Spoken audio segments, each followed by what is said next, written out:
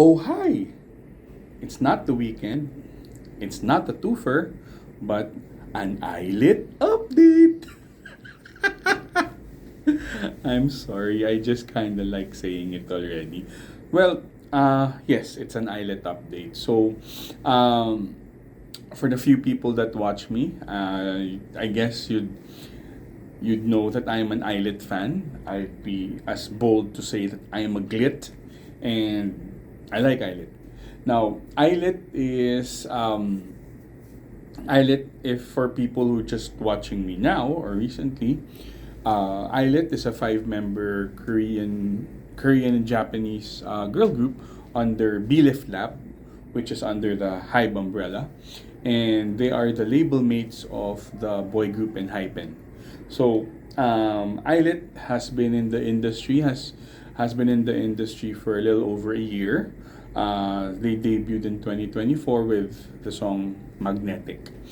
And since then, they have already had two comebacks, so three albums, including their debut album. So last June 16, they released their third mini album called Bomb, and with their title track Do the Dance. Now, just last week, they released their second second they're officially their second B-side, but technically their third music video, because their first music video was actually a brand film when they did the music video for Little Monsters. Now released they released their they released their second there's released their B-side, which is their second music video, but technically their third. Weird. I'm sorry. It gets, but I get they released Jellyous, which is part of their B sides. So they released it. I did a video on it, and personally, I find it's one of the best music videos they ever made. At the same time, it's one of their, I would say, really more energetic songs, and the choreography was amazing. So what am I talking about now? Well, this time 2 days ago they finally released their dance practice. So they released two things. The first is their move to performance video, which they released earlier last towards the end of last week, so basically earlier. And then 2 days ago they finally released the dance practice. Now, what is move to performance? It's actually part of the channel where they do the relay dances, but instead of this they basically did the performance. So it's very similar to Studio Tune, which is funny since they don't have a Studio Tune for Jellyous yet. So I'm wondering, is this move to performance their new venue for doing something similar?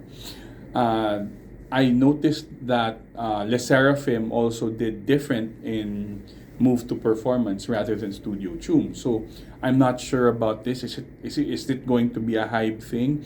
And that studio is the one that does M Countdown. So I'm not sure if it's something. I really don't want to. I don't want to put any more thought about it. But then again, they did their move to performance video.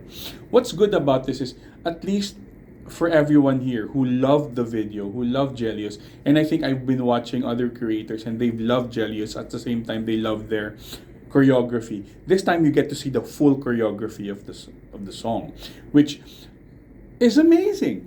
You can see how they move, how synchronized they are, even when they do those different isolation dances within per member, and then they go together. It's so synchronized, and it even shows their skill and their stamina and how much they've improved, especially in the dance practice. You can really hear their feet tapping in the dance floor, and you can see how fast they were moving.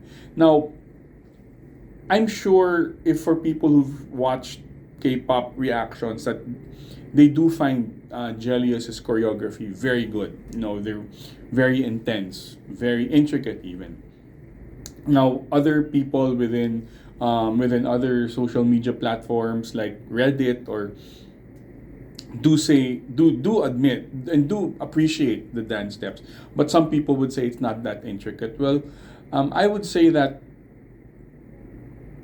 intricacy starts with simple moves which you put together and to become something more intricate, and then you have to add stamina, energy, and the pace on how you do it. And I think it's pretty intricate enough, because I doubt a lot of groups would be doing it. Actually, currently, there's only one female group who did it, who did the whole feet shuffling thing, which is Hanyul from Kiss of Life. Shout out to Kiss of Life. I love that group as well.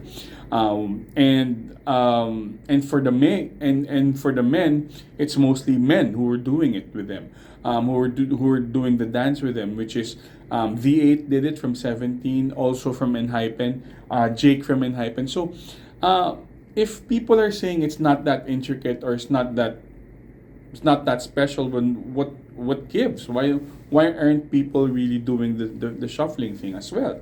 And also, it also shows how good they've gone. Actually, my favorite part of the choreography was when they were doing that clap. You'll find it when you watch it, when they're doing that clap and they were like really shaking their bodies. So that was amazing. Aside from that, they've also started performing in music shows, performing jellyous in music shows, and I would say that even the fan reception, of course, there's going to be glitz there, but the fan reception when they do the chorus dance, um, people were cheering. In all the shows, the people were cheering. So, I would say that it's their choreography is very much appreciated here. And now, I'd also like to add the outfits that they're wearing. First off, they did the initial, I would say, jumpsuit, tracksuit outfit, which they did in the train scene. Um, Honestly, it's fine. It's just, but I would think that that's the most appropriate for the dance. But then again, they did it for the other scenes. They did the goth, the punky goth attire, which actually suits them so much. And then they did something more girly for their attire, which I would say it makes it even, it gives them even more cred, because they can wear something that girly and perform a dance that dynamic. So I would say it's a big credit to the girls. And also, the other reason why I'm talking about it is because there's a new plagiarism accusation. Now, the thing is, this artist called Lauza went on X and said that Illit copied this video.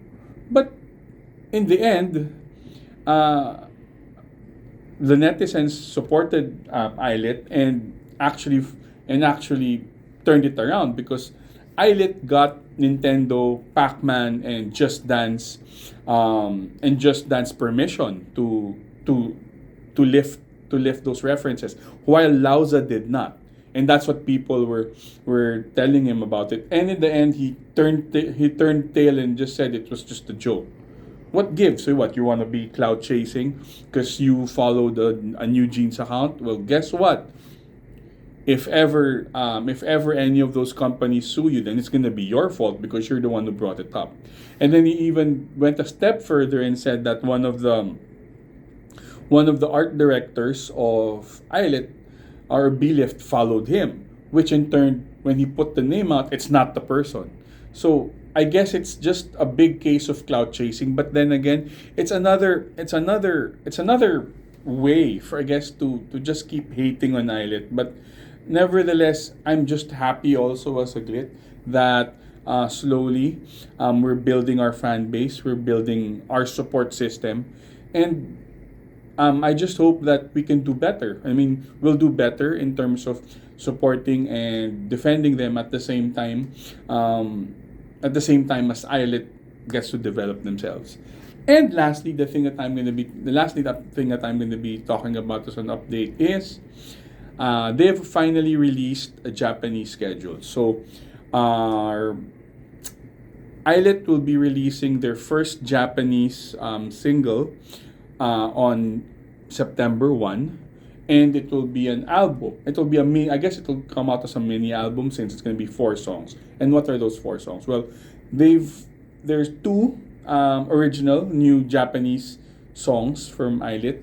Then they're gonna be including Almond Chocolate, which was a single, but they're not gonna be adding it into that mini album. And lastly, they're gonna be doing a Japanese version of Do the Dance. So I guess that's a 4 song package already for Japan. And it comes at a good time because remember that within the towards the end of the month as well, around that month as well, around those months, is Japan Glitter Day. They'll be having Glitter Day. They'll have Glitter Day in Yokohama and in Osaka. Yeah. They're gonna be having those. So it's a good time. They'll be releasing a song, and it's going to be perfect timing within those glitter day, during the Glitter Day window, which will also be good promotions for them. And guess what? Japan Glitter Day is already sold out. So it's 4 dates because two days per venue and sold out. So that's another thing that's another I would say that's another milestone for Illit. And as as an Illit fan, I'm very happy, very proud of them. At the same time, they're really going full force in terms of promotion, in terms of their performances, and and as always, I wish them the best because guess what? They're gonna be having a comeback after this. They're gonna be having a Japanese comeback, and I'm not sure if they're still gonna be having a Korean comeback by the end of the year, but I think for September that's already gonna be too late. If they have another comeback by October, I really doubt it. But then again, they're striking. They're striking at the right time since their popularity in Japan is also building, and and another news as well in terms of sponsorships, they got Eminem, and I'm so happy because right now, their Eminem, the Eminem brand sponsorship includes Asia and includes Southeast Asia and includes my country, the Philippines. So I'm pretty excited. I'm very excited to be able to get any of those items. And I think they're also going to be in Malaysia, Japan, and I think it's like a global Asian. No, not global. It's going to be an Asian. They're going to be having an Asian ambassador. So this is another win for Illit and for Glitz, and hopefully we get to support them. And great year for Illit.